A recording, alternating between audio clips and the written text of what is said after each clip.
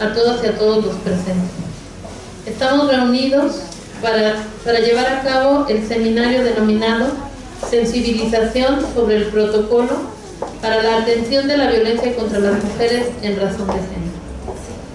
Es este un esfuerzo del Tribunal Electoral del Poder Judicial de la Federación, el Tribunal Electoral de San Luis Potosí y la Dirección General de Igualdad de Derechos y Paridad de Género.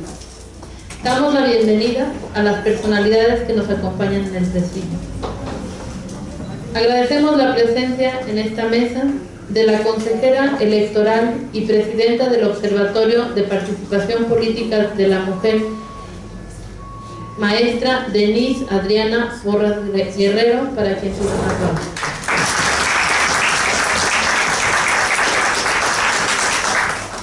Se encuentra con nosotros también la magistrada presidenta del Tribunal Electoral de San Luis Potosí, licenciada Yolanda Pedrosa Reyes.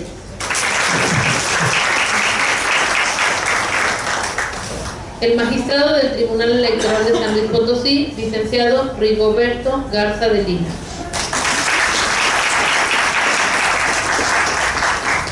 La diputada Marité Hernández Correa, integrante de la 62 legislatura del Honorable Congreso del Estado de San Luis Potosí. Agradecemos también la presencia y la colaboración del Tribunal Electoral del Poder Judicial de la Federación, y lo hacemos por conductos de la maestra Georgina Yemara López Hernández, la maestra Marisela Mendoza Ruiz, la doctora Alejandra Montoya Mejía y el licenciado Moisés Mestas Felipe, quienes están colaborando en la realización del presente seminario.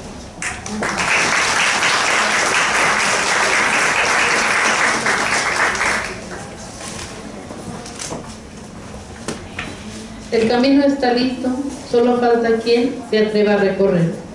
Sin más preámbulos, dejo el uso de la palabra a la diputada Marité Hernández Correa, a quien le solicito nos brinde un mensaje.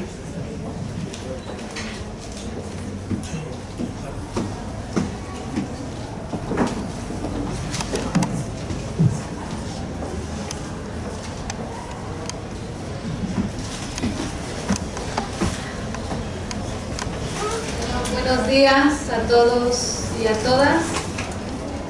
Pues es un gusto para mí estar en esta máxima casa de estudios que me dio al ojo de 1997 al 2002, donde compañeros, compañeras, pues siempre tratamos de construir, de decir, de hacer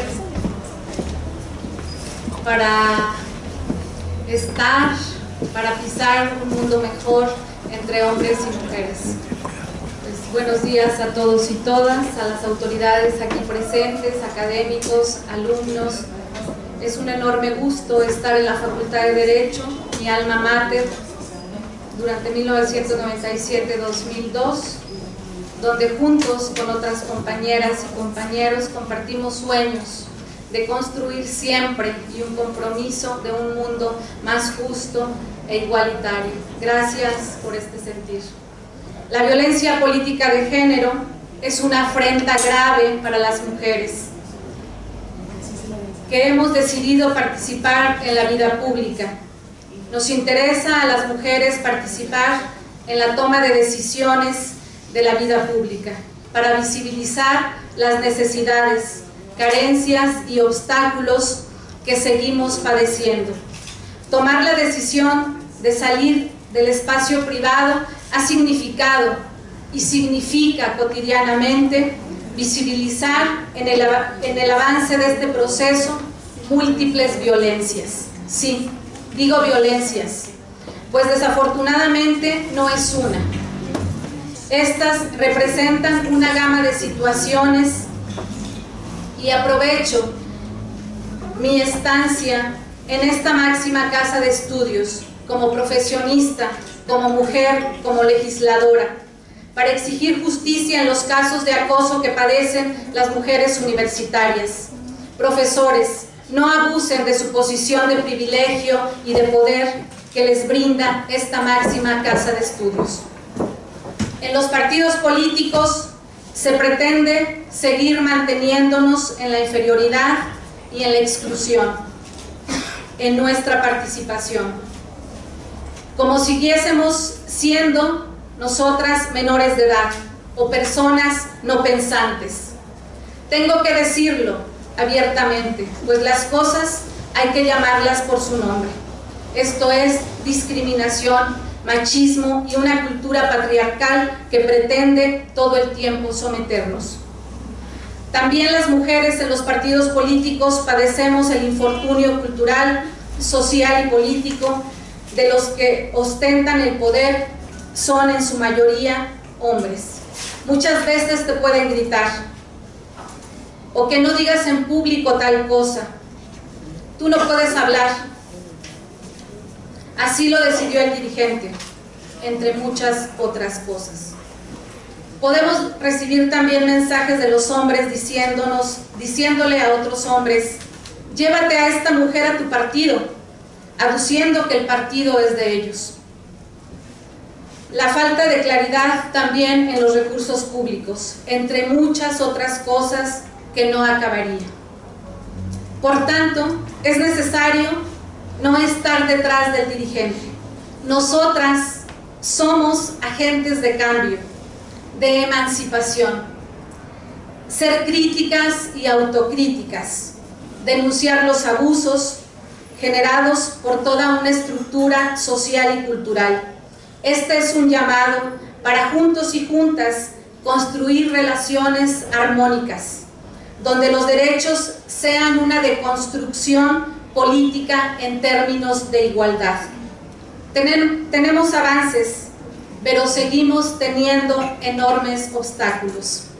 Exijamos hoy ser parte de la historia. Reivindiquemos a nuestras antepasadas, a las luchadoras políticas, a las feministas, a las independentistas, a las revolucionarias, trabajadoras, campesinas, indígenas, estudiantes, amas de casa, maestras. Hoy alzo la voz por la vida y la libertad de las mujeres. Muchas gracias.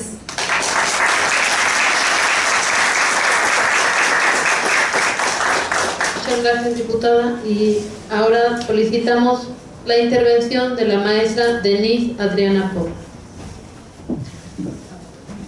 Muchas gracias a todos, muy buenos días, gracias por el espacio, por la oportunidad de estar aquí con ustedes. No podemos hablar de una democracia verdaderamente sustantiva e incluyente hasta que los espacios públicos sean espacios en igualdad de circunstancias y de condiciones, tanto para hombres y para mujeres.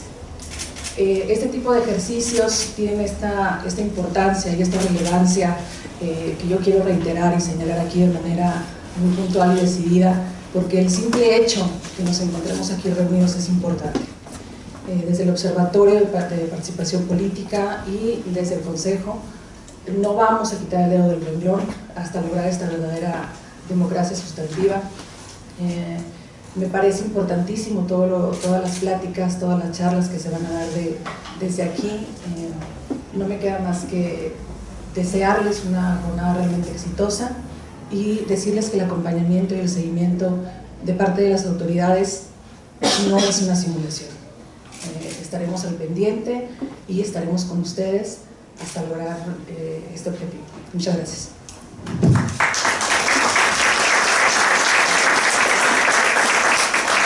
Gracias, maestra Denise. Pedimos ahora a la magistrada Yolanda Pedrosa Reyes tenga bien dar por inaugurado este evento y dirigirnos un mensaje. Buenos días a todas las personas que hoy nos acompañan. En primer término, quiero agradecer a la Unidad, Dirección General de Igualdad de Derechos y Paridad de Género del Tribunal Electoral del Poder Judicial de la Federación, quien amablemente viene a nuestra entidad a celebrar este seminario y a darnos referencia sobre asuntos y casos que se han presentado a lo largo del territorio nacional. Y desde luego al Poder Legislativo, en este seminario que tiene como finalidad sensibilizar sobre el protocolo para la atención de la violencia política en razón de género, Asimismo, le doy las gracias a todo el público que nos acompaña por honrarnos con su presencia. Bien, hablar de violencia no es una tarea fácil. La sola palabra violencia provoca malestar, incomodidad, dolor, preocupación. Al ser un flagelo que lastima a la sociedad, es una obligación del Estado mexicano trabajar en inhibir cualquier forma de violencia. Con las siguientes palabras pretendo generar conciencia y por ello les quiero compartir unas estrofas de uno de tantos poemas escritos por una mujer mexicana que con su acción poética nos hace conocer su sentir y que es el de muchas mujeres. Me dijeron, poema de Karina Vergara Sánchez.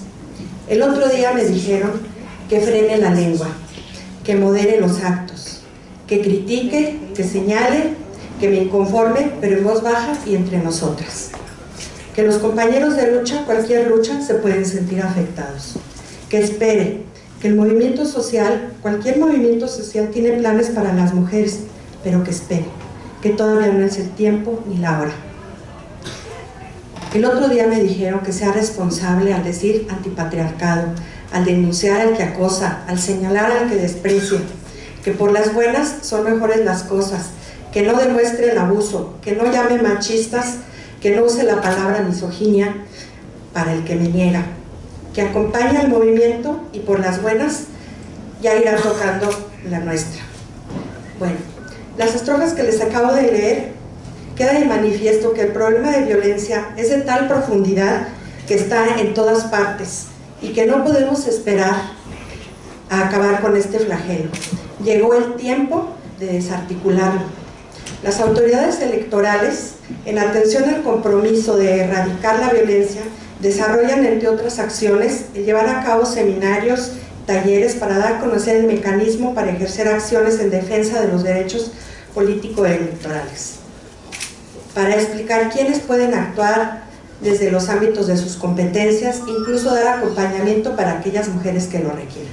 Pues, para dar paso a nuestras invitadas que nos acompañan de la Ciudad de México, que hoy generosamente nos comparten sus conocimientos, doy por inaugurado el seminario de sensibilización sobre el protocolo para la atención de violencia política en razón de género.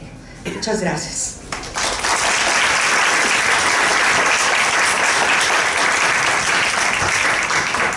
Con este acto sencillo y muy ilustrativo para lo que es la violencia política de género, agradecemos la presencia de nuestras autoridades. Les pedimos, si gustan, ocupar sus lugares en las primeras filas y damos, sin más, inicio a este seminario que inicia a cargo de la maestra Marisela Mendoza Ruiz.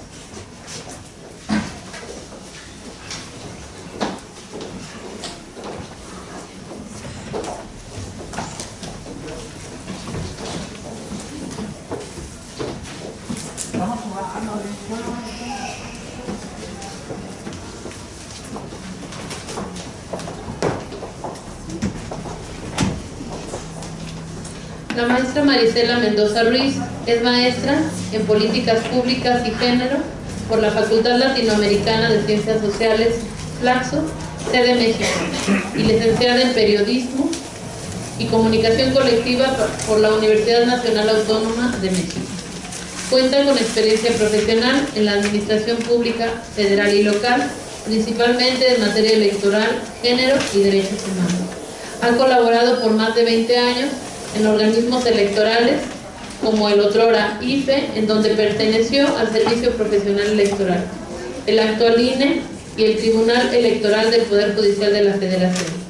En esta institución, como directora de Equidad y Género, fue responsable de implementar el primer programa de equidad de género de la institución de 2009 a 2011, a fin de promover el ejercicio de los derechos político-electorales, el acceso a la justicia electoral y el papel de las y los juzgadores para garantizar los derechos políticos con igualdad de género.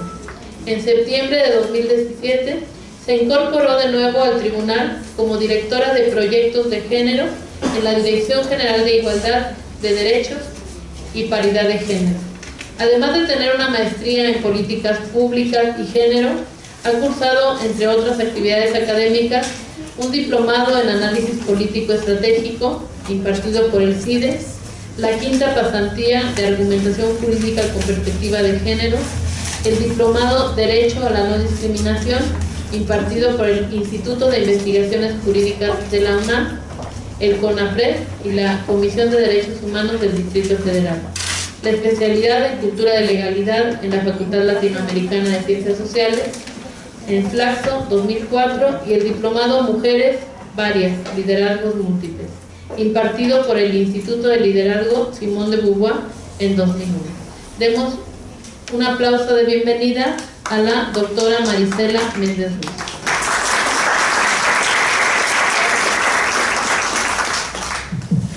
Muchas gracias. Soy maestra, ya me hicieron doctora, tal vez en un futuro, o en otra vida. Bien, muchas gracias. Voy a empezar con un tema que permitirá como que dar el paraguas conceptual para el resto de las actividades que vamos a desarrollar. Me gustaría mucho empezar con la parte del marco jurídico que contempla nuestra Constitución, y a partir de todo este desarrollo que se da en el enfoque de derechos humanos, todos los avances en el tema de sentencias de las Cortes Internacionales e Interamericana de Derechos Humanos, que es el derecho a la igualdad. El derecho a la igualdad entre hombres y mujeres, que está ya previsto en nuestra Constitución, ¿sí? Y lo que principalmente tiene este principio del derecho a la igualdad es una prohibición de discriminación.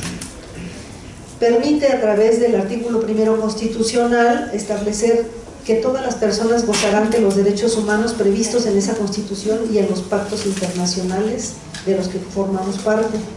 También establece un principio pro persona. En este sentido, establece obligaciones para todas las autoridades para resguardar, para proteger, para garantizar esos derechos, para promoverlos, y también para investigarlos, para sancionarlos y para reparar esas violaciones a esos derechos humanos. Digamos que cuando prohíbe toda discriminación es como la contrapartida de que todo principio de igualdad requiere, para hacerse realidad, que no exista discriminación, ¿sí? Sin embargo, sabemos que esta discriminación está presente justamente por todas las diferencias que seguramente nos hacen distintos, pero nos hacen iguales en el tema de derechos humanos. En ese sentido, la igualdad supone una equivalencia humana entre las personas, que nadie esté por debajo y por encima del otro, y darle un mismo valor a todas las personas, en el tema de que son dignos y tienen derechos humanos. Aquí, por ejemplo, Isabel Torres, lo traigo aquí a esta experta en el tema de derechos políticos y sobre todo de derechos humanos de las mujeres, dice: la igualdad es una convención construida a partir de la diversidad y para hacer frente a la desigualdad que podrían generar esas diferencias. O sea, lo que hace la igualdad es reconocer que existen esas diferencias entre hombres y mujeres y entre otros tipos de poblaciones, pero que al mismo tiempo, al reconocerlas, también acepta que esas diferencias no debe de permitir la discriminación. En el caso de la igualdad entre hombres y mujeres, lo que se busca es que tengamos las mismas oportunidades, que seamos valoradas, ¿no? Como lo comentaba la magistrada Yolanda a través de ese poema, ¿no? Cómo culturalmente, cómo estructuralmente en nuestra sociedad está presente ese no valorar a las mujeres. O sea, el vivir y el estar presentes como una población subordinada. Entonces, ¿qué es lo que la igualdad entre hombres y mujeres puede establecer? Que somos sujetas de derechos, que merecemos oportunidades, que merecemos recursos, acceso a la educación, acceso a ejercer esos derechos, igualdad de oportunidades. O sea, que en este caso las autoridades, los estados, tienen obligaciones para hacer realidad justamente la igualdad entre hombres y mujeres. En ese sentido, la aportación que ha hecho la doctrina de los derechos humanos al incorporar el enfoque de género, la perspectiva de género, es justamente hacer un reconocimiento de esas desigualdades y de esas diferencias que tenemos las mujeres y los hombres, por lo tanto exige a los estados un papel activo para trastocar, tanto desde las instituciones como desde la cultura, esos estereotipos, esas leyes, esas normas, esa interpretación de las normas y la implementación también, trastocarla y generar procesos que deriven en la igualdad sustantiva. La CEDAW, como todos ustedes ya saben, ¿no?, la conocen como la Carta Magna de los Derechos de las Mujeres. La CEDAW establece, y bueno, quise primero empezar con esto del tema de la igualdad y la igualdad entre mujeres y hombres para poder llegar a esa contraparte, ¿no?, que es la discriminación. La Convención establece que la discriminación contra las mujeres es toda distinción, exclusión o restricción basada en el sexo, que tenga por objeto o resultado menoscabar o anular el reconocimiento, goce o ejercicio por la mujer, independientemente de su estado civil, sobre la base de la igualdad del hombre y la mujer, de los derechos humanos y las libertades fundamentales.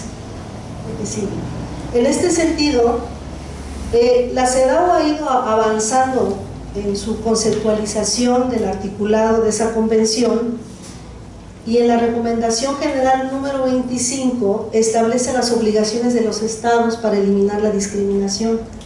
Y como les señalaba hace un momento, una de esas obligaciones es garantizar que no haya discriminación directa ni indirecta en las leyes, que se proteja a las personas de la discriminación por parte de los tribunales competentes en todos los ámbitos, porque la discriminación se da a nivel público y a nivel privado. También que se proteja de la discriminación que comentan las mismas autoridades, ya sea por acción o omisión, así que existan sanciones y otras formas de reparación. También establece mejorar su situación. O sea, el Estado está obligado a mejorar la situación de la población femenina con programas y políticas públicas que sean eficaces, sabiendo y conociendo que existen estas relaciones desiguales de poder, que justamente lo que genera es la desigualdad en el acceso a la información, a los recursos, el acceso al conocimiento sobre los procedimientos de defensa, al conocimiento para el ejercicio de los derechos, de sus derechos humanos, en este caso que estamos en el ámbito electoral, de los derechos político-electorales. Y también hacer frente a estos estereotipos culturales, prejuicios que generan y que soportan, ¿no?, la desigualdad entre el hombre y la mujer. Ahora bien, ya un poco trayéndonos al tema que nos va ocupando, que es el tema de la participación política de las mujeres, pues la normativa nacional como la internacional en materia de derechos humanos, para ejercer el derecho de las mujeres a participar en la vida pública, en este caso en concreto establece el derecho al voto, el derecho a ser electa o electo y el derecho a participar en las funciones públicas. La siguiente. Respecto de estos derechos, la CEDAW dice que para lograr la igualdad entre mujeres y hombres se requiere eliminar la discriminación, que era lo que hablábamos hace un momento, a través de un papel activo de los estados, de tal manera que se asegure a las mujeres su participación en las decisiones políticas, se tomen las medidas apropiadas para modificar esos patrones culturales estereotipados y eliminar los prejuicios y prácticas culturales basadas en ideas sexistas.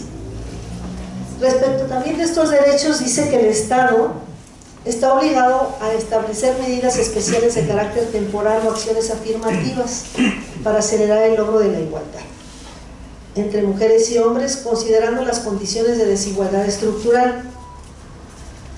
La Convención Interamericana para Prevenir y Erradicar la Violencia contra la Mujer, la Convención de Belén do Pará, es el primer tratado interamericano que esto es como violencia, ¿verdad? Justamente iba a hablar del tema, que consagró el derecho de las mujeres a una vida libre de violencia en el espacio público y privado. Lo que estableció la Convención de Belén do Pará es que la violencia contra la mujer constituye una violación a los derechos humanos de las mujeres. y es una manifestación de las relaciones de poder históricamente desiguales entre mujeres y hombres.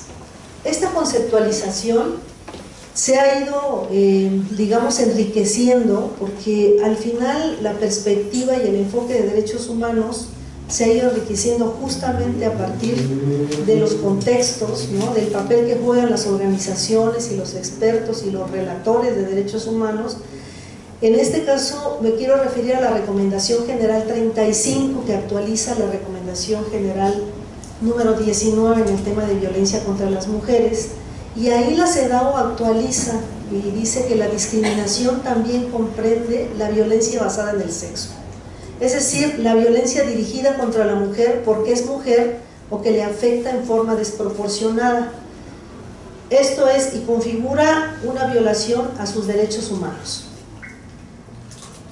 Tiene lugar en todos los espacios, así como lo dice la Belén do Pará, privado, público, económico, social, laboral. Ahí dejé, digamos, los conceptos que se refieren al ámbito de participación política, y también refiere que Internet y los espacios digitales, lo dice como los espacios tecnológicos, pero son los espacios virtuales a través de Internet. Es una forma, la violencia es una forma de discriminación que inhibe gravemente la capacidad de las mujeres de disfrutar sus derechos y libertades. Recordando lo que mencionó la magistrada Yolanda, quisiera que pensaran un poco en este poema, ¿no? En este poema que lo que hace es comprimirnos, silenciarnos, encadernarnos a una concepción de ser persona, de ser mujer, y pensemos en esto. Dice: inhibe gravemente la capacidad de las mujeres de disfrutar sus derechos y libertades. O sea, la capacidad de la voz, la capacidad de disentir, la capacidad de decir yo quiero, yo puedo, se anula por completo. O sea, vivimos en una estructura patriarcal que ha hecho eso por años, y ahora se está levantando continuamente la voz justamente para exigir los derechos de las mujeres y evidenciar, ¿no?, esas vivencias de desigualdad, esas vivencias prejuiciadas sobre el ser mujeres. Bien, la CEDAW dice que la violencia tiene su origen en las relaciones de poder históricamente desiguales. Coincide aquí con la misma Belén do Pará. Son actos que infligen daño o sufrimiento de índole física, mental o sexual, amenazas de esos actos, coacción y otras formas de privación de la libertad. También la violencia es aquella que está perpetrada por las propias autoridades públicas o por las personas y entes privados o organizaciones. O sea, lo que hace la CEDAW es que el Estado tiene obligaciones respecto de impedir, erradicar, combatir la violencia contra las mujeres, también la que ejercen las mismas autoridades por acción u omisión, y las que ejercen los sectores privados o las organizaciones públicas. Ahí también tiene obligaciones el Estado. En ese sentido, para erradicar la violencia, el Estado debe tipificar a la violencia en las leyes. Debe también introducir sanciones legales equiparables a la gravedad de la falta, y debe abstenerse de prácticas discriminatorias como Estado, ¿no?, como autoridades del Estado. Asimismo, establece algunos principios en relación con la atención y la tipificación de la violencia, que es actuar con la debida diligencia para investigar, enjuiciar y castigar los actos de violencia y la reparación del daño. Conceptualmente, la CEDAW también lo que dice es que el Estado tiene una responsabilidad máxime que hacia el interior, porque es responsable de su personal, de sus servidores públicos, de sus servidoras públicas, de todos sus empleados, de toda su estructura, ¿no?, de prevenir esos actos a través de capacitación, como por ejemplo estos seminarios de sensibilización, la aplicación de disposiciones jurídicas, reglamentos administrativos, códigos de conducta, así como investigar, enjuiciar y establecer sanciones legales al interior de los cuerpos de autoridad y de los órganos estatales. En este sentido, también, o sea, como ya mencioné, menciona lo de capacitar a los funcionarios judiciales, los procedimientos eficaces de denuncia y reparación, incluida la indemnización, proporcionar protección y apoyo a las víctimas y medidas para superar las actitudes y prácticas y eliminar prejuicios. Eso es por cuanto al tema de la violencia. En el caso de la Convención de Belén do Pará, coincide mucho con la CEDAW, pero también establece varias obligaciones para el Estado. En este caso, para el tema de participación política, establece que tiene derecho las mujeres a tener igualdad de acceso a las funciones públicas de su país y participar en los asuntos públicos, incluyendo la toma de decisiones, de tal manera que la violencia puede ejercerse también en estos ámbitos relacionados con la participación política de las mujeres. La que sigue. Por eso mismo lo que dice la Belén do Pará es que la obligación del Estado de prevenir, de sancionar, de erradicar la violencia contra las mujeres incluye que se incorpore en la legislación normas precisas sobre la violencia. Igual para todas las autoridades, en este caso administrativas, adoptar todas las medidas apropiadas que sean pertinentes. La que sigue. Esas medidas jurídicas implican conminar al agresor a abstenerse de hostigar, intimidar, amenazar, dañar o poner en peligro la vida de la mujer de cualquier forma que atente contra su integridad o perjudique su propiedad. O sea, de alguna manera la Belén do Pará está ampliando el concepto del tema de violencia, del concepto de violencia para todos aquellos aspectos que inciden en la vida de las mujeres. Por ejemplo, en el caso de la violencia política, obviamente estamos hablando de que todo esto puede darse en su ámbito privado, en el ámbito público, en las propiedades de la persona, de la mujer candidata, ¿no?, de la mujer que participa en el ámbito público. Asimismo dice que para prevenir y sancionar y erradicar son obligaciones de los estados establecer medidas apropiadas en las leyes, abolir las leyes y reglamentos o modificar prácticas jurídicas o constitucionarias que respalden la persistencia o la tolerancia de la violencia contra las mujeres. Procedimientos legales justos y eficaces que incluyan medidas de protección, un juicio oportuno y el acceso efectivo a aquellos. Aquí tienen un papel importante los tribunales y los órganos electorales. Mecanismos judiciales y administrativos necesarios para asegurar acceso efectivo al resarcimiento, reparación del daño y otros medios de compensación justos y eficaces. Asimismo, establece todo un trabajo que tienen que hacer las autoridades para sensibilizar sobre los derechos de las mujeres. O sea, ahí tiene que fomentar el conocimiento y la observancia de esos derechos entre la población, entre las propias autoridades, para que se respeten los derechos de las mujeres a una vida libre de violencia. Asimismo, modificar los patrones socioculturales de conducta de hombres y mujeres, incluyendo la educación formal y no formal. Fomentar la educación, la capacitación del personal en la administración de justicia, las policías, la aplicación de la ley, las políticas de prevención. También suministrar los servicios especializados apropiados para la atención. Estamos hablando del apoyo psicológico, estamos hablando de la protección, la separación del agresor para evitar, ¿no?, continuar con esa violencia por parte de quien agrede.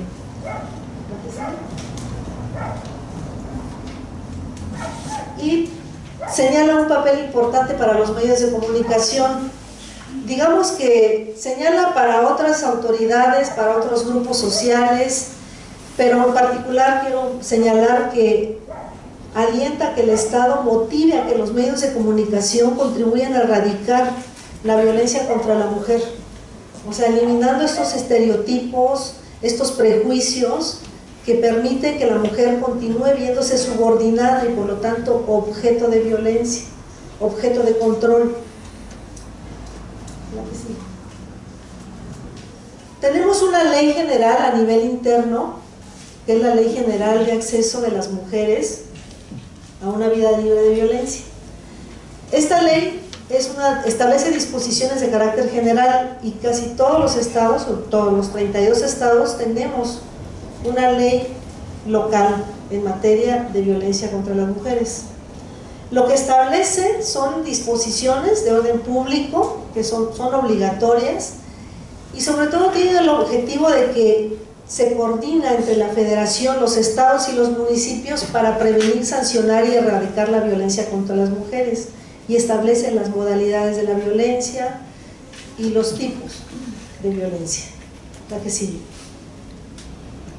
También establece obligaciones para las entidades federativas para que emitan las normas legales y tomen las medidas presupuestales conducentes a fin de justamente erradicar y sancionar la violencia, de conformidad con los tratados internacionales y acorde con las recomendaciones de la CEDAW y la propia Convención de Belén do Pará. Aquí yo quisiera ya referirme al tema de la violencia política en razón de género, que más adelante también la maestra Georgina lo va a ir profundizando, y lo que quiero manifestarles es que a partir de estas recomendaciones de la CEDAW y la Convención Belén do Pará se fue desarrollando ese concepto de violencia política y recogiendo el fenómeno que se dio en varios estados de Latinoamérica, particularmente de Bolivia. Así fue que se construye la Ley Modelo Interamericana sobre Violencia Política contra las Mujeres de la OEA. Y aquí lo que quiero señalarles un poco es qué es lo que establece esta Ley Modelo como obligaciones para los estados, como obligaciones para las autoridades. Esta ley modelo se construye en base a las obligaciones y compromisos internacionales, como les mencioné, contempla los derechos políticos, incorpora también el estándar de debida diligencia y está inspirada en la ley contra el acoso y violencia política contra las mujeres en Bolivia. La definición construye una definición sobre violencia política contra las mujeres y dice: cualquier acción, conducta u omisión realizada de forma directa o a través de terceros que, basada en su género, cause daño o sufrimiento a una o varias mujeres y que tenga por objeto o por resultado menoscabar o anular el reconocimiento, goce o ejercicio de sus derechos político-electorales. Aquí ya vamos al tema de la participación política y de lo que acontece a muchas mujeres que participan en la vida política. La violencia política puede incluir, entre otras, violencia física, sexual, psicológica, moral, económica o simbólica. Y también la ley reconoce que existe un vínculo entre la violencia política y el avance de las mujeres a través de la paridad. O sea, cada vez que se va acercando más la mujer a incrementar su participación en la toma de decisiones en el ámbito político y público, se acrecienta el fenómeno de violencia política en razón de género. Sí. Esto requiere, lo dice la ley modelo, un abordaje integral. Dice que para lograr el acceso igualitario de mujeres y hombres en todas las instituciones y organizaciones, debe de reconocerse que hay que modificar esas condiciones para el ejercicio de esos derechos político-electorales de las mujeres. Modificar esas condiciones para que justamente estén libres de discriminación y por tanto libres de violencia política en razón de género. En este sentido, por cuanto a las obligaciones de las autoridades, en este caso electorales, la ley modelo dice que son autores clave para la protección efectiva de los derechos de las mujeres y establece, por ejemplo, un mecanismo, lo dice ahí la ley modelo, a través de protocolos, fomentar una cultura de no discriminación y de contextos libres de violencia en el espacio público, generando mecanismos a través de protocolos en donde aglutine toda la ruta de atención, los procedimientos, la vinculación con las instituciones que atiendan este fenómeno. También establece la responsabilidad de esos órganos electorales de promover, garantizar y proteger los derechos político-electorales de las mujeres y resolver los casos de violencia.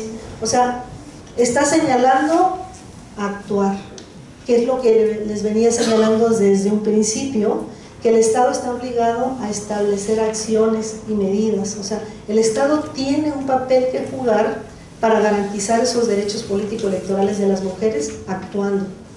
O sea, estableciendo acciones, teniendo un papel activo. No puede ser omiso, porque al ser omiso está afectando los derechos humanos de las mujeres. Asimismo, bueno, la ley modelo, como veníamos señalando en el caso tanto de la Belén do Pará y la recomendación número 35 de la CEDAW, también incorpora el estándar de debida diligencia, señala medidas de protección y medidas cautelares, también la obligación de declarar nula la renuncia de una candidata a causa de condiciones de violencia. También menciona un conjunto de sanciones desde amonestación, suspensión del empleo o cargo público hasta inhabilitación política, entre otras, con motivo de la violencia política que se ejerce contra las mujeres para el ejercicio del cargo durante las campañas electorales, ¿no? En general para el ejercicio de sus derechos político-electorales. Establece las sanciones de acuerdo al tipo de la gravedad de la falta, ¿no? Que puede ser desde amonestación hasta las más graves, que puede ser la inhabilitación política. La ley modelo señala otro apartado como agravantes, la actuación u omisión de las autoridades, como los servidores públicos, los candidatos o aspirantes o los militantes de los partidos políticos. Y también contempla medidas de reparación. Ese es un aspecto que todavía hace falta trabajar en el Estado mexicano por las autoridades. Son las medidas de reparación, la garantía de no repetición de los actos de violencia política y fondos para la reparación. Es un aspecto que se requiere continuar avanzando. Es cierto que hay un conjunto de acciones y de mecanismos como los observatorios de participación política, los protocolos, los mismos partidos políticos a nivel nacional avanzaron algunos estableciendo sus propios protocolos para atender y erradicar la violencia política en razón de género. Digamos que se ha ido avanzando, pero faltan otros segmentos que sí se requiere ir modificando y que tengan un papel activo las autoridades electorales para ir incidiendo en esa modificación de las conductas. Bien, yo dejo hasta aquí mi participación. Cualquier duda estoy a sus órdenes. Va a continuar la maestra Georgina. Gracias.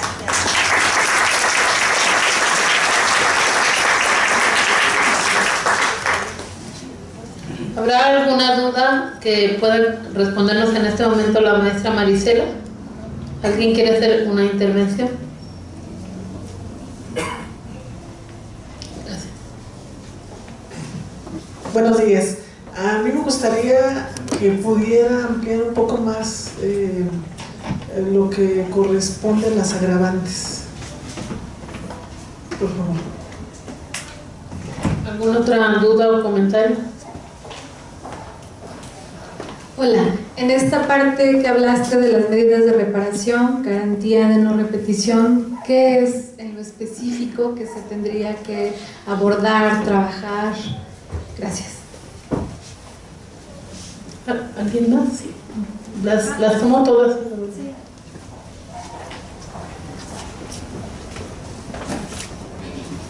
Gracias. Buenos días, mi nombre es Jessica Gamboa y estoy un poquito inquieta, estoy preocupada porque con la nueva administración federal me preocupa mucho que tan solo en la imagen institucional aparezcan puros hombres. Yo sé que la forma es fondo. Entonces, ¿qué es lo que va a suceder? ¿Qué es lo que vamos a esperar las mujeres? ¿Todo esto se va a detener? ¿Va a continuar? Que realmente yo estoy, en lo personal, muy preocupada. No sé qué vaya a suceder. ¿Alguna otra intervención? Okay.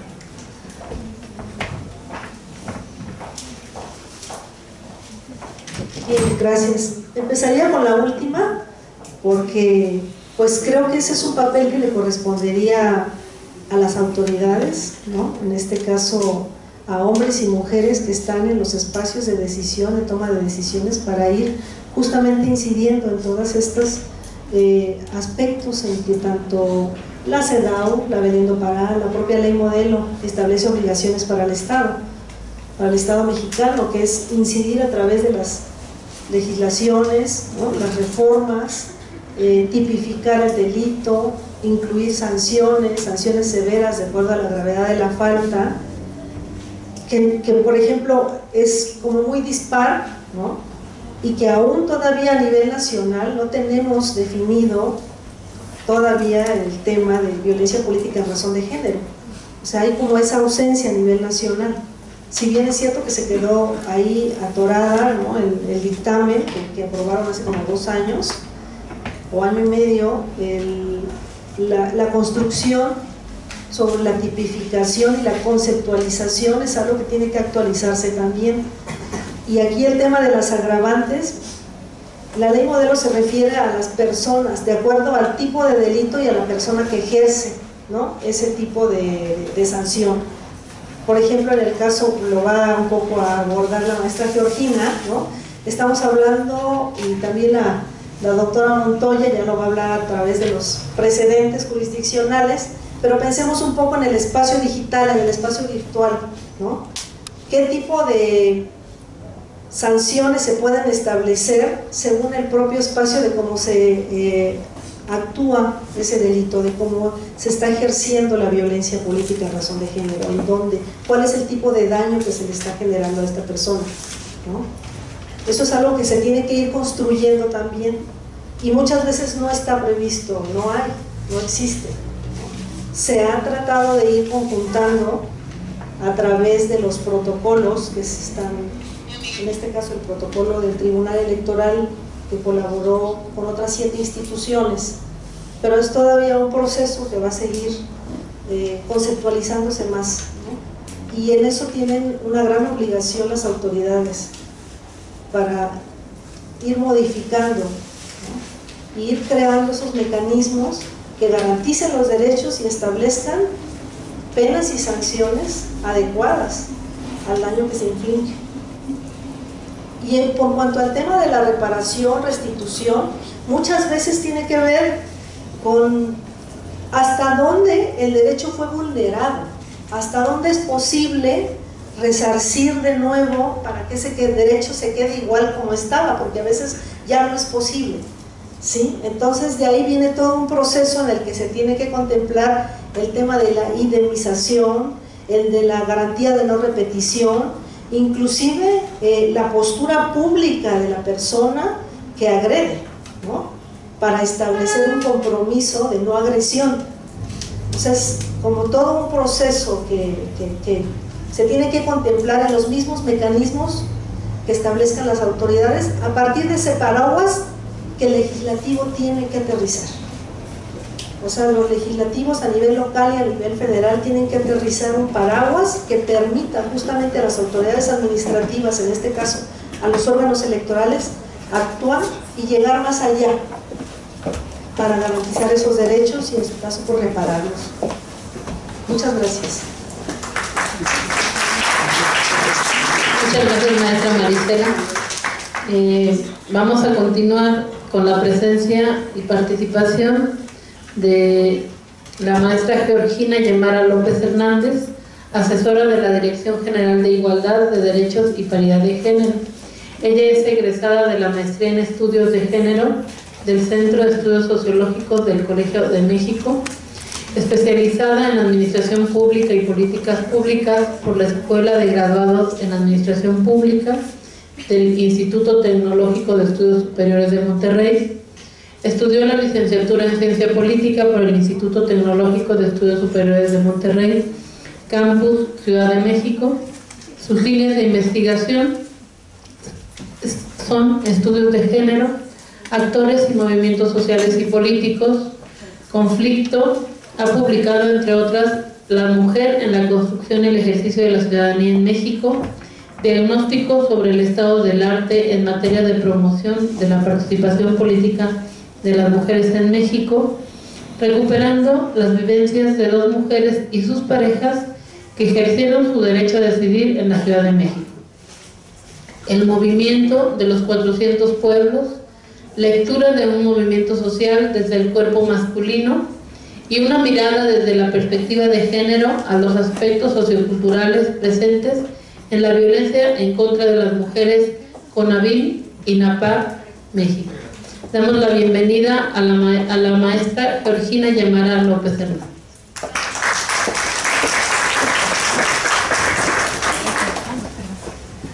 Gracias, pues muy buenos días a todas, a todos.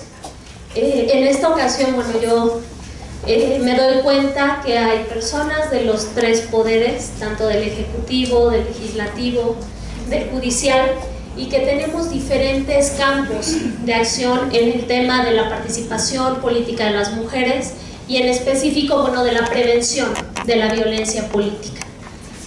Quiero hacer un recuento sobre lo que comentaba mi compañera Marisela Mendoza en torno a por qué hacemos esta entrada.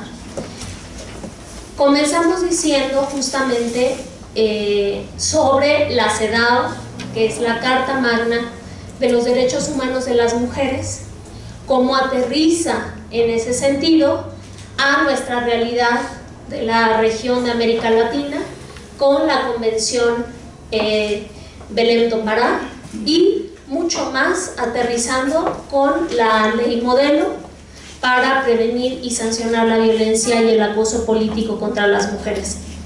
Ahora estamos haciendo como este recorrido desde el marco internacional, el marco regional, ¿no?, con América Latina, y ahora con este protocolo vamos a aterrizar a lo nacional, al área de competencia posiblemente que tiene cada uno de ustedes.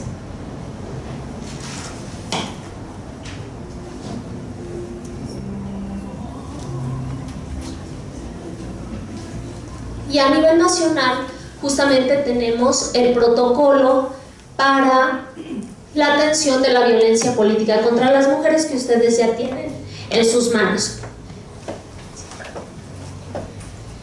Este protocolo lo voy a tomar prestado, si alguien me lo pudiera, nada más para mostrar. Este protocolo, ¿por qué surge? Es necesario porque había y todavía existe, es uno de los pendientes que se quedó en el Poder Legislativo a nivel nacional. Hay una falta de un marco normativo. En ese sentido, en 2016, el Tribunal Electoral del Poder Judicial de la Federación emprendió una serie de esfuerzos de coordinación interinstitucional con otra serie de dependencias como el Instituto Nacional Electoral, la FEPADE, la Subsecretaría de Derechos Humanos de la Secretaría de Gobernación, el Instituto Nacional de las Mujeres, la Comisión Ejecutiva de Atención a Víctimas, la FEVINTRA, y este protocolo justamente fue necesario para decir que a pesar de que a nivel nacional no contemos con una ley, eso no quiere decir que las instituciones no tengan obligaciones concretas. ¿Y de dónde desprendemos estas obligaciones? Pues justamente del marco del que partía mi compañera Marisela.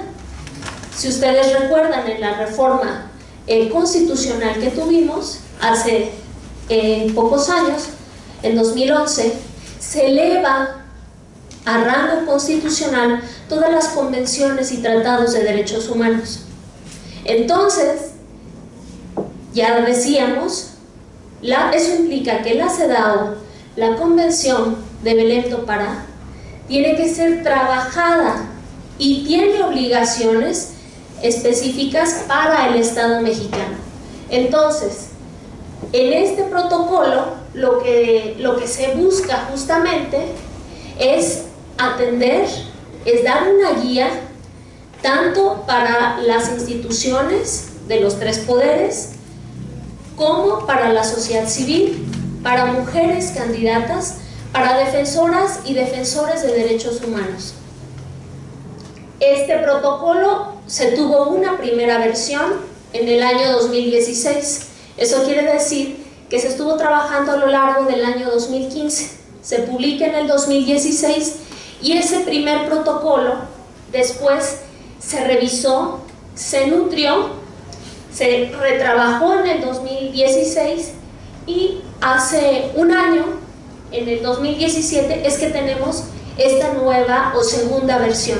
Esta segunda versión del protocolo justamente se presentó en el marco del 25 de noviembre, que para quienes no lo sepan, el 25 de noviembre es el Día Internacional de la Lucha contra la Violencia hacia las Mujeres.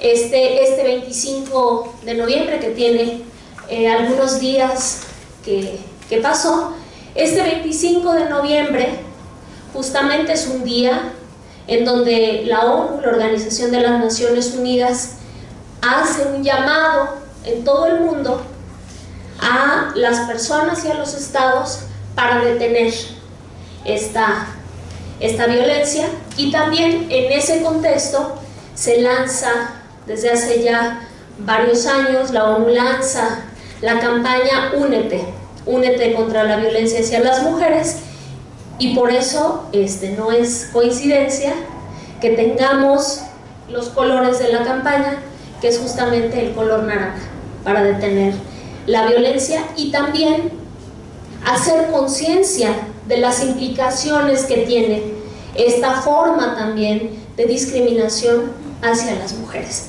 Bueno, pues como les decía, en el marco del protocolo lo presentamos justamente hace un año.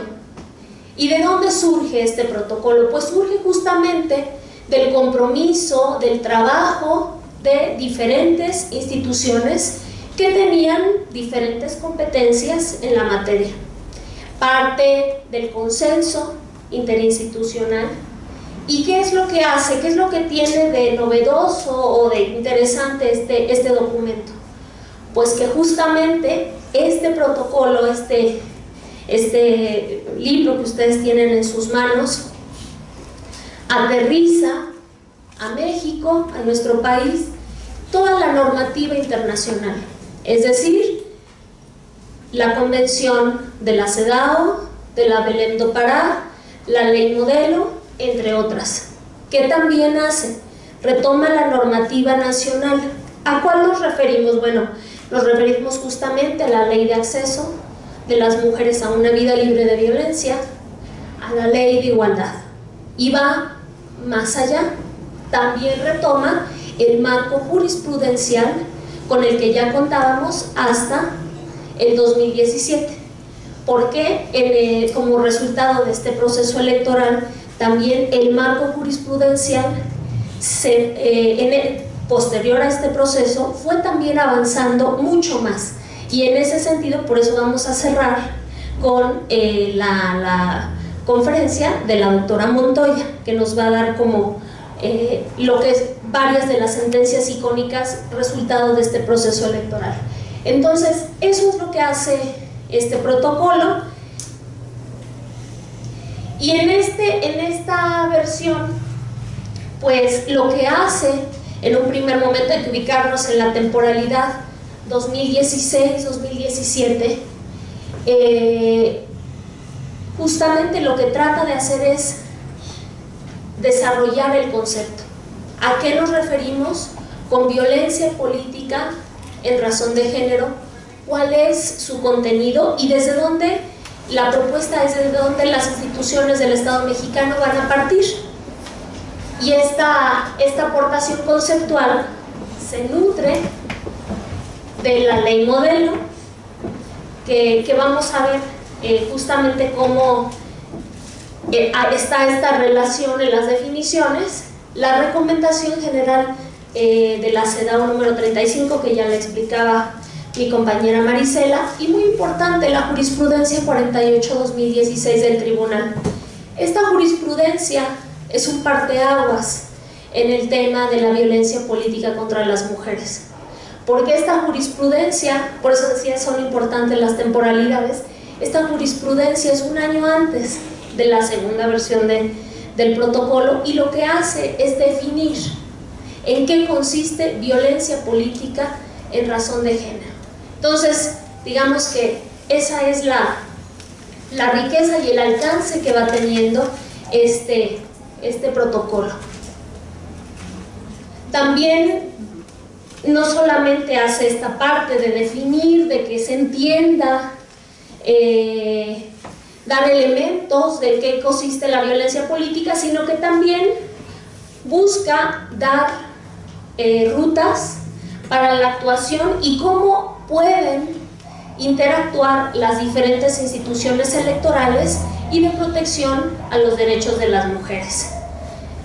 Hace también un aporte y contribuye a la cultura de la denuncia, y lo que buscamos, digamos, nuestro fin último sería pues lograr incrementar los niveles de éxito judicial y también justamente de protección, ¿no? De los, en este caso, de los derechos político-electorales.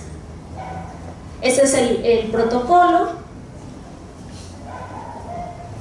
Y yo sé que estamos en la Facultad de Derecho, pero creo que es pertinente decir que sí posibilita un documento con estas características, ¿sí? Que sí posibilita, que sí nos permite tener un protocolo. Justamente lo que hace es que orienta, da una guía, trata de acompañar a mujeres de los partidos políticos, organizaciones de la sociedad civil, a las instituciones, facilita la implementación de las obligaciones internacionales, nacionales, estatales, y favorece también la debida diligencia.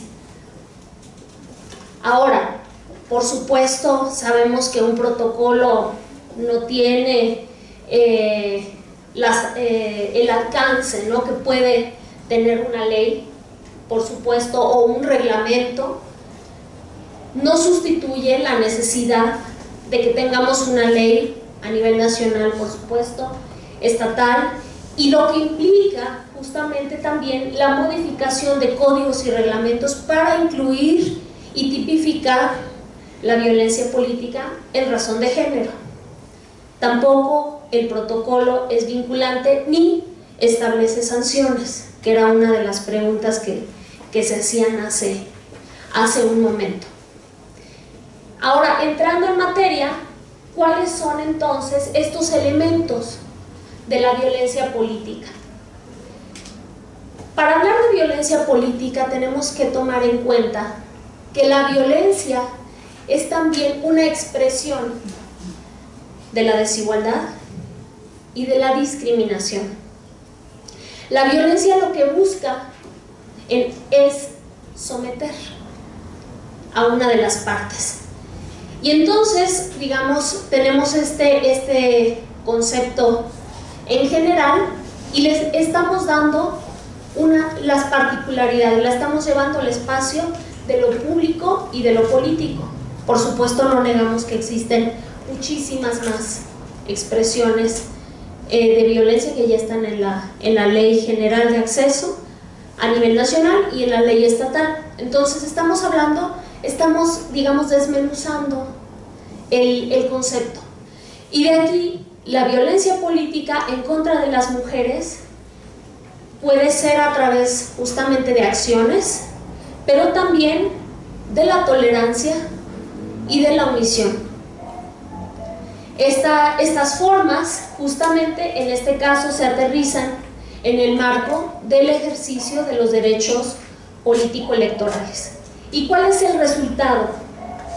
El resultado es menoscabar o anular el goce, reconocimiento de los derechos político-electorales o de las prerrogativas inherentes a un cargo público. Y aquí quiero subrayar esta última parte, prerrogativas inherentes a un cargo público, porque también la ley modelo ve de una manera mucho más amplia lo público y la política, llevándolo también al espacio de las instituciones y no solamente del momento de las elecciones, sino también qué sucede después con instituciones que fueron electas, pero también con funcionarias y funcionarios públicos. Entonces, por eso les decía que es interesante cómo lo mira el protocolo. Y si ustedes recuerdan, ya cuando mi compañera Marisela hablaba sobre la ley modelo, así está, en la ley modelo interamericana para violencia política. Aquí está muy claro cómo se hace el vínculo entre la ley modelo y este protocolo. Ahora, hay 5 elementos que son importantes para saber si un acto, una acción tiene o puede ser calificada, digámoslo así, como violencia política en razón de género. Estos 5 elementos están aquí también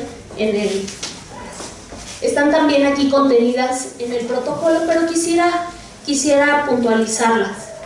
La primera es que debe ser un acto con elementos de género. ¿A qué se refiere esto? Se refiere principalmente, para que un acto tenga estas características, que tiene que tener un impacto desventajoso hacia las mujeres o que las afecte de manera desproporcionada con respecto a los hombres.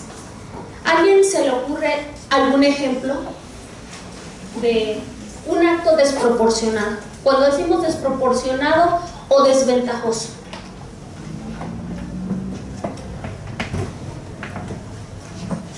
Voy a dar un caso que podemos estar de acuerdo o no podemos estar de acuerdo, ¿verdad?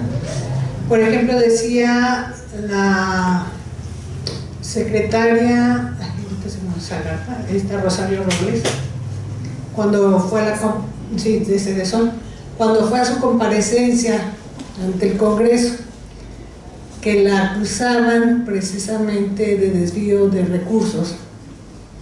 Y decía, bueno, si no hay tal, decía ella, y si lo hubiera, no sería yo la única implicada. ¿Dónde están los demás? Yo creo que ahí sí le está dando un trato diferenciado, como ella lo señala, donde se hacía más explícito y público en contra de ella que en contra de todos los demás implicados. Muy bien. ¿Alguien más? ¿Algún otro ejemplo de trato desventajoso o diferenciado hacia las mujeres? Si quieres, para que te oigan hasta allá adelante. Por favor.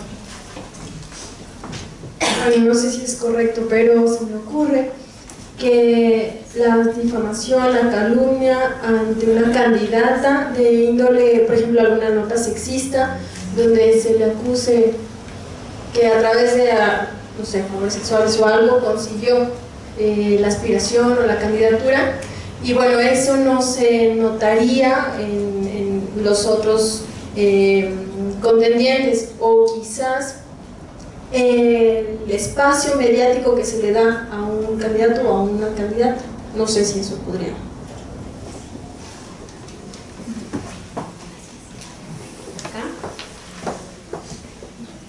Hola, el haber usurpado un cargo de presidencia por un hombre para eliminar a una mujer en el sistema estatal de anticorrupción. Muy bien. Muy bien, tenemos varios ejemplos que son muy claros de trato desventajoso o desigual. El que en las campañas dentro del interior de los partidos se le dé menos recursos a las candidatas para sus candidaturas, o incluso no les dan nada. O sea, al momento de hacer la repartición de los recursos públicos que se les dan, a las mujeres siempre se les da, por lo regular les da una proporción menor que a los varones. Muy bien, con todos estos ejemplos estamos viendo estos tratos diferenciados, desventajosos, en este caso hacia un grupo en específico, ¿no? Hacia las mujeres, en el uso de los recursos, ¿no? Dirigidos a las campañas, en el trato, en los medios de comunicación, en el uso sexista del lenguaje, en acusarlas especialmente, ¿no? por desvío de fondos, exhibirlas públicamente. Y justamente son estos tratos que nos recuerdan, estos tratos desiguales, desventajosos, diferenciados. Al final es cómo en la práctica se vive y se experimenta la discriminación, y la discriminación tiene esta otra cara que también es la violencia. En este caso pues es violencia política, y lo que este es el primer elemento, por eso dice actos con elementos de género. Este es el primer punto para identificar. El segundo es justamente que afecte los derechos político-electorales, ya sea en el ejercicio del cargo o para aspirar a una candidatura, en las campañas públicas. Es el segundo. El tercero nos lleva al ejercicio de estos derechos político-electorales. ¿Y dónde puede ser? ¿Dónde se pueden afectar el ejercicio de estos derechos? Pues se pueden afectar justamente en el ámbito público, en lo económico, en lo social. Puede tener lugar tanto dentro de la familia o en cualquier relación interpersonal, en la comunidad, en el partido político, en una institución pública. Y aquí vuelvo al tema que veíamos con Marisela Mendoza, nos lleva a una visión amplia de lo público y de lo político. Ese es el tercer elemento. El cuarto elemento, vamos a ver, digamos, cuando pensamos en violencia política, pues todavía es como un poco nebuloso, ¿no? Vamos a desprenderlo, vamos a irle dando características. Las formas de violencia dentro de la violencia política pueden ser formas que ya están incluso sí tipificadas en la Ley de Acceso de las Mujeres a una Vida Libre de Violencia. Hablamos, y ahí se habla en la Ley de la violencia verbal, de la violencia patrimonial, psicológica, económica, física, sexual. Pero hay una más que no está en nuestra ley de acceso, pero sí está en la ley modelo, de la OEA, y es la violencia simbólica. Y aquí, cuando hablamos del espacio de lo público y de las representaciones, decimos la forma es fondo también, y es todavía en el plano de lo simbólico, cómo a las mujeres se nos desacredita como autoridad, como personas capaces. Esas son algunas de las formas, las voy a ir desprendiendo cada una de estas y vamos a ver los ejemplos. Y ahora hablamos de estas formas de violencia, ¿quién las realiza? ¿Quiénes son las y los perpetradores de estas formas de violencia? Lo puede realizar cualquier persona o grupo de personas, pueden ser integrantes de partidos políticos, aspirantes, precandidatos, precandidatas, pueden ser nosotros, servidoras, servidores públicos, funcionarios, autoridades electorales, los medios de comunicación y por supuesto en el espacio de las redes sociales, de lo virtual, de las tecnologías de la información, por el Estado y por sus agentes. Estas son las personas que pueden cometer este tipo de actos. Y cuando decimos las personas y los perpetradores, quiero ser muy enfática al decirles que mujeres y hombres podemos y ejercemos estas formas de violencia hacia la otra, el otro.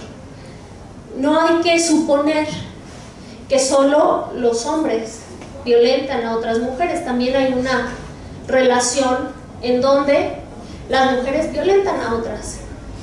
¿Y por qué?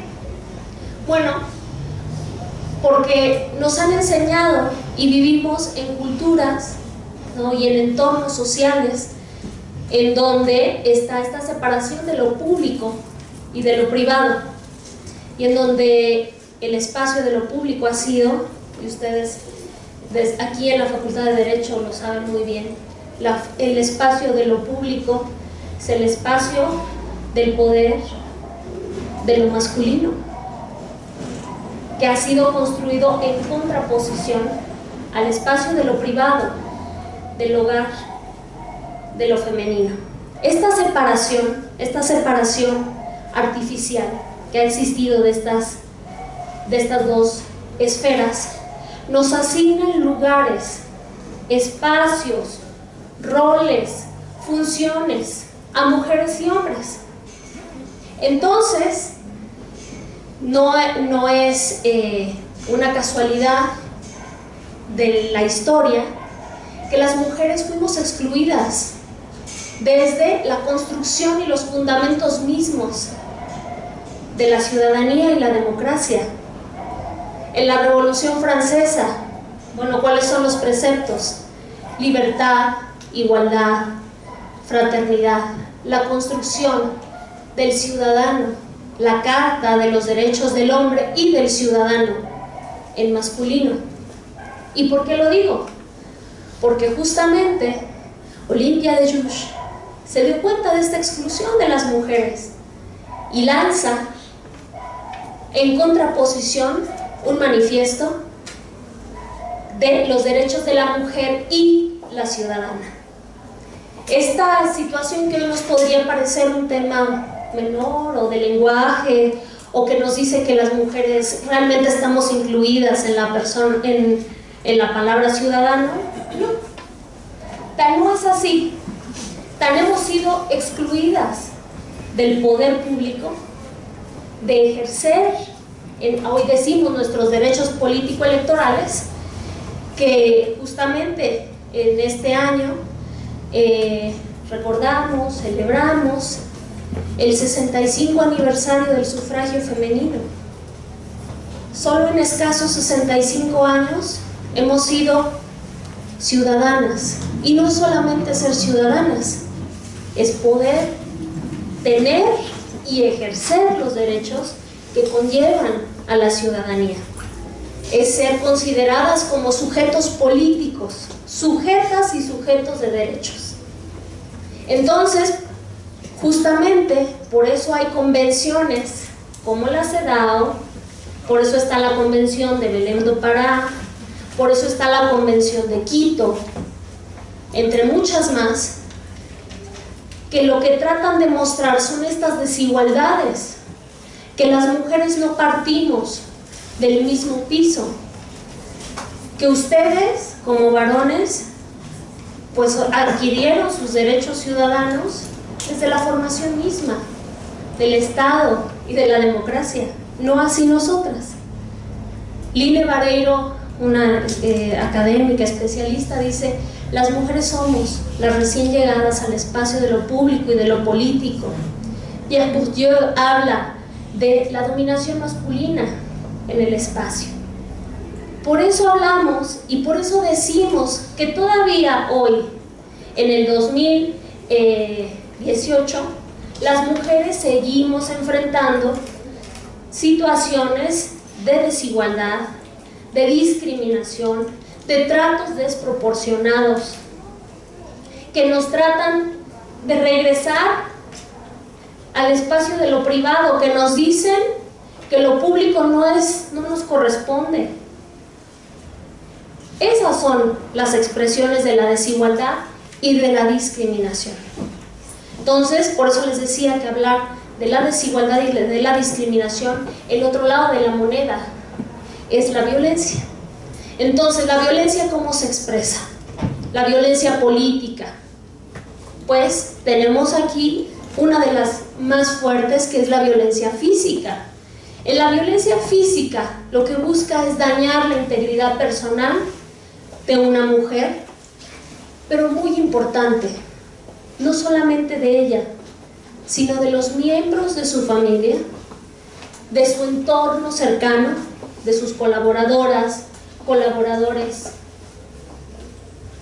¿Cuál es el objetivo de esta forma de violencia? Aislar, dejarla sola, negarle la voz, anularla, borrarla. La violencia física también puede tener expresiones de violencia sexual y puede ser cometida por múltiples actores y tiene una expresión. La violencia física tiene una expresión extrema, el feminicidio.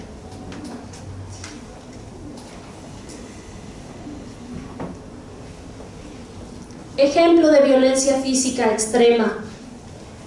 En el proceso electoral 2015, Aide Naga, como precandidata a la presidencia de Huapotzingo Guerrero, fue secuestrada, golpeada, sufrió violencia sexual y fue asesinada. Violencia psicológica. Lo que hace es que afecta el estado mental y el bienestar de las personas. Provoca, por supuesto, ansiedad, depresión, estrés, puede incluir diferentes amenazas, pero también se busca dañar la reputación de la mujer, de la persona, a través de la difamación. Y aquí un ejemplo muy acertado era justamente cómo a las mujeres se nos dice que llegamos a ciertos espacios públicos o de toma de decisiones o una candidatura porque, como se dice coloquialmente, por favores sexuales, ¿no? O porque se acostó con alguien más, o porque anda con el dirigente, o por... Estas son también formas de violencia y son formas de negarnos en el espacio público. Un ejemplo de violencia psicológica es este caso que fue muy sonado hace unos años de la diputada Leticia Benvenuti en el Congreso del Estado de Nuevo León. El caso de ella es interesante. En ese momento todavía Rodrigo Medina Mora era gobernador del estado y en el informe del gobernador, Leticia, en su calidad de diputada de oposición, denuncia a través de esta pancarta: no pasarán las cuentas mochas. Denuncia también desvío de recursos que estaba haciendo el gobernador en turno. Lo que sucede al siguiente día, que la diputada realiza esta acción de denuncia, es que lanzan en los periódicos estatales, en las redes sociales, lanzan fotografías de ella en lencería. Estas fotografías, ella antes de ser diputada fue también modelo y ella posó para estas fotos. Lo interesante es cómo se hace también el uso de las imágenes y se hace esta forma de violencia psicológica, un tanto entreverada también, violencia sexual hacia ella, de cómo la exhiben justamente para demeritar, ¿no?, lo que ella estaba diciendo, sus acusaciones por corrupción hacia el gobernador. Es una forma también en la que se usa el cuerpo de las mujeres y al lanzar estas imágenes pues se le quita también fuerza, ¿no?, al argumento que ella estaba defendiendo en ese momento. La violencia económica, ya nos daban acá también un ejemplo de cómo a las candidatas y candidatos, aunque estén compitiendo por el mismo cargo, ¿no?, que estén compitiendo por diputadas, diputados locales, no tienen, los partidos no les asignan la misma cantidad de recursos, a ellos les asignan de manera sostenida mucho menos recursos, y eso es un trato desproporcionado, es una forma de violencia económica. Y también controlar los recursos, no darles a las y los funcionarios, por ejemplo, el dinero mínimo que necesitan para llevar a cabo sus proyectos. Un ejemplo es en las instancias municipales de la mujer, por ejemplo,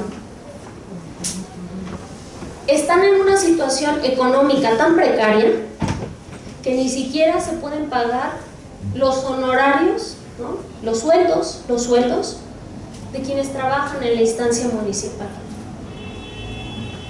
porque no hay recursos, porque no alcanza, pero la instancia está creada. Eso es una forma de violencia económica también, hacia los mecanismos para las mujeres.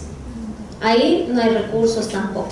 Es una forma de violencia que al final tiene el efecto pernicioso de hacer tan difícil el trabajo que las mujeres no tengan otra alternativa que renunciar o retirarse.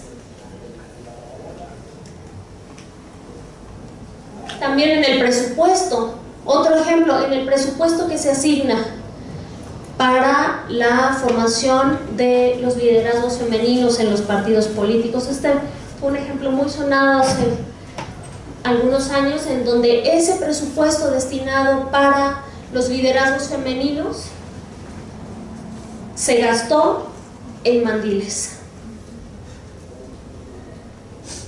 Nuevamente, es cómo se ejerce la violencia económica hacia las mujeres en el espacio público.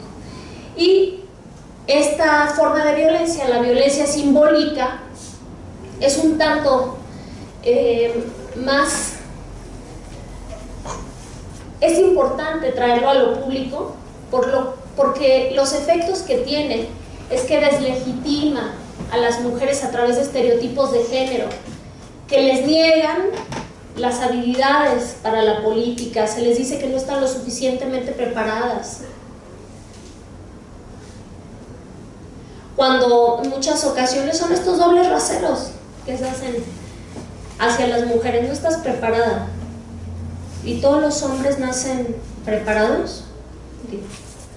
Si uno ve las currículas de las y los diputados, pues tampoco, ¿no? Tampoco están preparados, pero a ellos nadie se los recrimina, a ellos no se les exige, porque bueno, están ahí. Violencia simbólica, cuando se anula o se borra la presencia de las mujeres en las oficinas públicas. Ya lo decían en las preguntas hace un momento, la imagen del nuevo gobierno borra la presencia de las mujeres. Violencia simbólica. Se atenta también en contra de la dignidad humana cuando se publican imágenes despectivas que son altamente sexualizadas, cuando se utilizan las redes sociales para promover la violencia, cuando se hacen memes ofensivos hacia la dignidad humana, cuando no se reconoce o se niega la existencia de una mujer en política por el simple hecho de ser mujer, donde no tenemos un espacio. Se dan cuenta cómo es de nuevo este discurso de anularnos y decirnos, no, lo tuyo es lo privado. ¿Sí?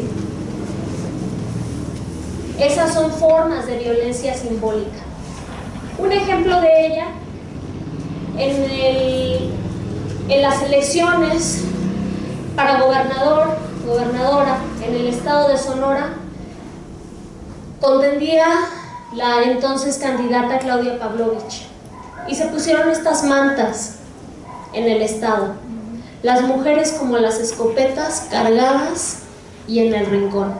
Violencia simbólica hacia todas, no hacia, y lo interesante es que aquí no era un mensaje como dirigido hacia ella, pero en la contienda electoral era muy importante porque ella era la única candidata, el resto eran candidatos varones. Otra de estas mantas, la panocha en las coyotas, no en el palacio.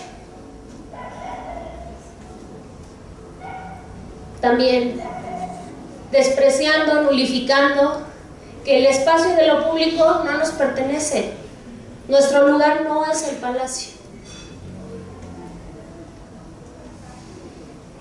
Quiero Quiero hacer, y vamos a hacer un ejercicio, pero quiero cerrar con esta imagen.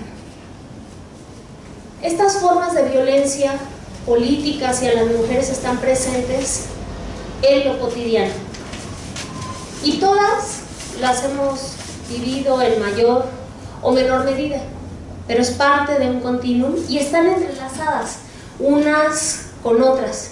Ahora, bueno, por fines didácticos las fuimos viendo una a una, ¿no? Y algunos de los ejemplos, pero están entrelazadas entre sí. Y comienzan desde falsas acusaciones, agresiones verbales, difamación, calumnia, asignación de las mujeres como una propiedad, la esposa de, la hermana de, la hija de. Nos niegan como sujetos, nos niegan en ese sentido. Palabras o imágenes en redes sociales y notas periodísticas, en eventos, reuniones, decisiones importantes, negarnos o restringirnos el uso de la palabra, difundir información privada para menoscabar la imagen pública, burlas, desprecio, faltas de respeto, nulificación, impedir el ejercicio de las funciones de un cargo público o como funcionaria pública, retener salarios, retener información, dar información equivocada a propósito, sustitución de tareas o funciones relativas al cargo, destrucción de sus bienes, privación del material de apoyo, del personal, exclusión de la toma de decisiones, acoso, hostigamiento laboral, sexual, agresiones contra familiares y amigos, amenazas de muerte, impedir el registro de una candidatura, impedirla ejercer un cargo público, secuestro, golpes, ataques con armas, violación, asesinato. Y utilizamos esta imagen de un volcán para decir que la violencia y sus expresiones están presentes todo el tiempo aquí. Este es el magma, ¿no? Que está presente hasta que se va manifestando y estalla. La importancia de este tipo de actividades y de llevar a cabo seminarios como este es poner un alto, identificarlo y decir no, levantar la voz, mover conciencias. Sé que eso es un tema difícil, incómodo, pero es necesario identificarlo y levantar la voz. Ahora vamos a hacer un ejercicio por equipos en donde ahora se los reparto, pero les voy a pedir por favor, vamos a dividir el salón en tres partes. De esta fila hasta el fondo es un equipo.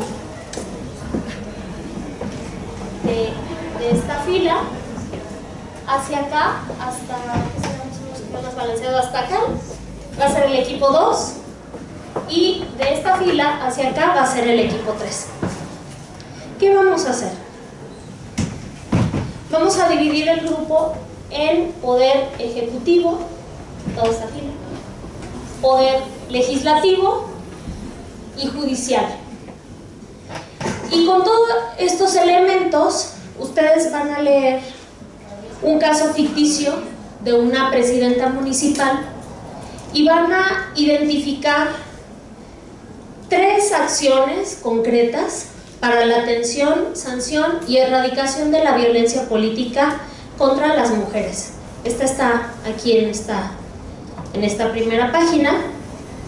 Y la segunda pregunta es, para llevar a cabo las 3 acciones que ustedes van a proponer, ¿con qué otras instituciones se tendrían que vincular. Para este ejercicio, acá a la vuelta es una hoja por los dos lados.